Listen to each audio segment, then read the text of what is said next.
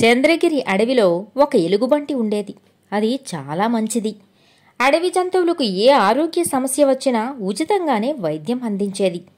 కాని సరైన గుర్తింపు రావటం లేదని, ఎవరూ తనను పట్టించుకోవటం లేదని కాస్త నిరాశపడేది.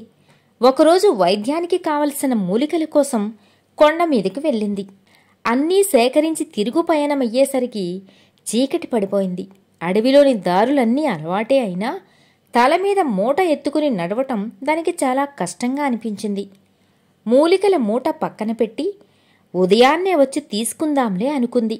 కాని ఏదైనా జంతువుకి అత్యవసరంగా వైద్యం చేయాల్సి వస్తే ఎలా అని ఆలోచించి అలాగే నడవసాగింది. ఎంత దూరం నడిచినా గుహమాత్రం రావటం లేదు. అప్పుడు అయ్యో, దారి తప్పిపోయినట్లున్నానే అనుకుంటూ ఒక చెట్టు కింద కూర్చుంది.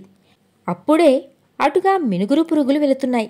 అవి ఎలుగును చూసి, ఎలుగుమామా, ఈ సమయంలో ఇక్కడేం చేస్తున్నావు అని అడిగాయి. వాటికి తన విషయమంతా వివరించింది ఆ ఎలుగు. దాని మాటలు విన్న మినుగురులు, అవునా, మేం నీతో వచ్చి నీకు దారి చూపిస్తాం, పద ఎలుగుమామా అన్నాయి. మీకు ఎందుకు అంత శ్రమ? కాస్త తెల్లవారగానే నేను వెళ్ళిపోతాలే అంది అది. మరేం పర్వాలేదు, వెళ్దాం పదా అంటూ పట్టుబట్టాయి మినుగురు పురుగులు.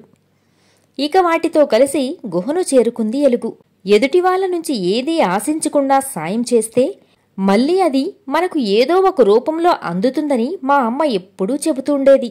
అది ఇదేనేమో, ఇక నేను దేనికి నిరాశపడవలసిన పనిలేదు అని మనసులోనే అనుకుంటూ వాటికి కృతజ్ఞతలు తెలిపింది ఆ ఎలుగు. ఇక ఆ మినుగురు పురుగులు ఆనందంతో మరో దిక్కుకు ఎగిరిపోయాయి.